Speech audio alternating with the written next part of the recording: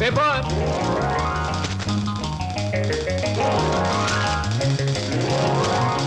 పంతులు గారు పేపరు. అమ్మయ్యా. Paper boy. నన్నే? అవును నిన్నే. నా పేరు పేపర్ బాయ్ కాదండి, వీర వెంకట విజయ శ్రీనివాస్ వరప్రసాద్. పూర్తిగా పిలవలేని కొంతమంది బద్దకస్తులు శ్రీనివాస్ అంటారు. ముచ్చటగా ముద్దుగా పిలవాలనుకున్న వారు సీను అంటారు. సుబ్బమ్మ గారు. నా పేరు సుబ్బమ్మ కాదు, లలిత. ఓహో, మరి మిమ్మల్ని ముద్దుగా విని పిలుస్తారు లల్లి అనా? పిల్లి అని. నీకెందుకు? పేరు లలితంగా ఉంది, పర్సనాలిటీ లలిత లావణ్యంగా ఉంది. ఏమిటి వెటకారంగా ఉందా? అసలు పేపర్ అలా రాయిస్తున్నట్టు విసడం ఏమిటి? చేతికి వచ్చుగా.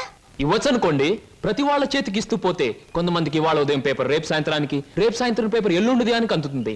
అందుకని కొన్ని విసరాలి, కొన్ని ఎగిరేయాలి, కొన్ని చేతికి ఇవ్వాలి. నేను ఎంత గట్టిగా విసిరినా పడే వాళ్ళ చేతిలో అది పువ్వులా పడటం మన టాలెంట్.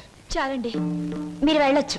చూడండి, ఆ పేపర్లో పేజ్ నంబర్ 4 కాలం నంబర్ 3లో ఆడవాళ్ళకు పనికొచ్చే ఉద్యోగాల ప్రకటన ఉంది.